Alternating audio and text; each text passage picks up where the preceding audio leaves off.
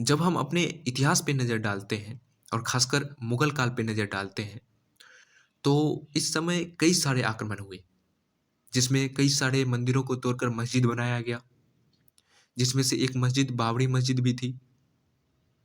और दूसरा जो मामला सामने आ रहा है, वो ज्ञानवापी मस्जिद का सामने आ रहा है, जो वाराणसी में स्थित है, काशी विश्वनाथ मंदिर के बगल में। तो ये ज्ञानवापी मस्जिद का मामला क्या है, इसको आज हम समझेंगे। क्या ये ज्ञानवापी मस्जिद जहाँ है, क्या उससे पहले यहाँ पे मंदिर हुआ करता था या फिर ये जगह खाली था? क्या था, इस चीज़ को हम डिस्कस करेंगे आज। सबसे पहले इस चीज़ का सोर्स हमें चौथी और 5वीं शताब्दी में गुप्त साम्राज्य चंद्रगुप्त द्वितीय से मिलता है। चंद्रगुप्त द्वितीय के द्वारा काशी विश्वनाथ मंदिर का निर्माण करने का दावा किया गया था। उसके बाद चीनी यात्री हुआन त्सांग के द्वारा 635 ईस्वी में अपने लेखन में मंदिर और वाराणसी का वर्णन किया गया था। उसके बाद 1994 से 1997 तक मोहम्मद गौरी के आदेश पर मंदिर को काफ़ी हद तक नष्ट कर दिया गया था और 1669 ईस्वी में मुगल शासक औरंगजेब के द्वारा मंदिर को अंततः ध्वस्त कर दिया गया और वहाँ पर ज्ञानवापी मस्जिद का निर्माण किया गया। उसके बाद 1776 से 1978 के बीच इंदौर की रानी अहिल्याबाई होलकर ने ज्ञानवापी के पास वर्तमान काशी विश्वनाथ मंदिर का जीर्णोद्धार किया। 15 अगस्त 1937 इस मस्जिद में मुसलमानों को स्पष्ट रूप से नमाज अदा करने का अधिकार दिया गया जिला न्यायालय के द्वारा, और उसके बाद उच्च न्यायालय ने इस जिला न्यायालय के अधिकार को सही ठहराया और मान्य ठहराया। उसके बाद 15 अक्टूबर 1991 वाराणसी अदालत में पंडित सोमनाथ व्यास, डॉक्टर रामरंग शर्मा और अन्य ने ज्ञानवापी में नए मंदिर के निर्माण और पूजा की स्वतंत्रता के लिए मुकदमा दायर किया। अंजुमन इंतजामिया मस्जिद और उत्तर प्रदेश सुन्नी वक्फ बोर्ड लखनऊ ने 1998 में हाईकोर्ट में 2 याचिका दायर कर इस आदेश को चुनौती दी। 17 मार्च 2000 पंडित सोमनाथ व्यास का निधन हो गया। 17 अगस्त 2021 राखी सिंह, लक्ष्मी देवी, मंजू व्यास, सीता साहू और रेखा पाठक ने वाराणसी सत्र न्यायालय में याचिका दायर की और ज्ञानवापी मस्जिद परिसर में स्थित श्रृंगार गौड़ी का उन्हें नियमित दर्शन पूजन की अनुमति मांगी, जिसके बाद मस्जिद का सर्वे कराया गया। और हिंदू पक्षों के अनुसार पश्चिमी द्वार, मस्जिद की जो पश्चिमी द्वार है, वो मंदिर के मुख्य द्वार जैसा प्रतीत होता है।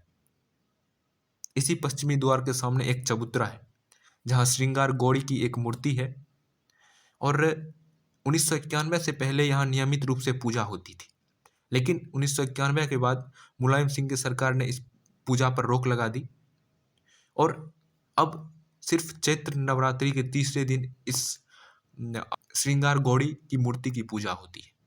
उसके बाद अप्रैल 2022 आती है। उस 5 महिला की याचिका पर सुनवाई होती है।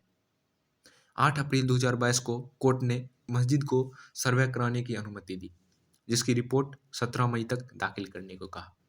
मुस्लिम पक्ष ने इस पर आपत्ति जताई और हाईकोर्ट तक पहुंचे। न्यायालय ने सर्वे पर रोक नहीं लगाया, सर्वे पर रोक लगाने से इनकार कर दिया। 14 मई पहला सर्वे हुआ, जिसमें अजय कुमार कोर्ट कमिश्नर थे और आखिरी सर्वे 16 मई को हुआ। आखिरी सर्वे 2 घंटे तक चला। शिवलिंग मिलने का दावा हिंदू पक्ष ने किया और शिवलिंग मिलने के दावे को सुनते ही कोर्ट ने इस क्षेत्र को सील करने को कहा और ये सुनिश्चित किया कि वहाँ पे 20 लोग ही नमाज पढ़ेंगे। सबसे पहले प्रथम सर्वे रिपोर्ट आया, जो 6 से 7 मई के बीच आया। प्रथम सर्वे रिपोर्ट के अनुसार उत्तर पश्चिमी दीवार के कोने पर पुराने मंदिर का मलबा मिला और कई देवी देवताओं की कलाकृतियां उन पर उकेरी हुई नजर आई, लेकिन अंततः मुस्लिम पक्ष के विरोध के कारण यह सर्वे को रोक दिया गया। यह सर्वे 6 से 7 मई के बीच की थी और दूसरा सर्वे जो रिपोर्ट आती है वह 14 से 16 मई के बीच की थी। इसके अनुसार, दूसरी सर्वे रिपोर्ट के अनुसार, वजू खाने में पानी कम करने पर 2.5 फीट का एक शिवलिंग जैसा प्रतीत हुआ, एक गोलाकार आकृति। तहखाने में 4 दीवार हैं और चारों दीवारों को ईंट से बंद कर दिया गया था।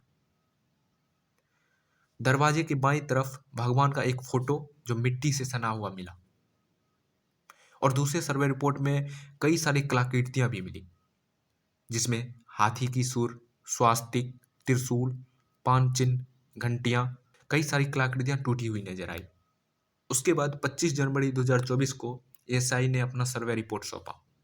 इस सर्वे रिपोर्ट के अनुसार इसमें हिंदू मंदिर के उल्लेख मिलते हैं, और इसके अवशेष जो हैं ये 2000 साल पुराने हैं, और कई सारे पत्थर में से 15 शिवलिंग पाए गए और 18 मानव की मूर्तियां पाई गई, 3 जानवर की मूर्तियां पाई गई और 93 आधुनिक सिक्के, अलग अलग काल के सिक्के पाए गए, और 113 धातु की सामग्री पाई गई।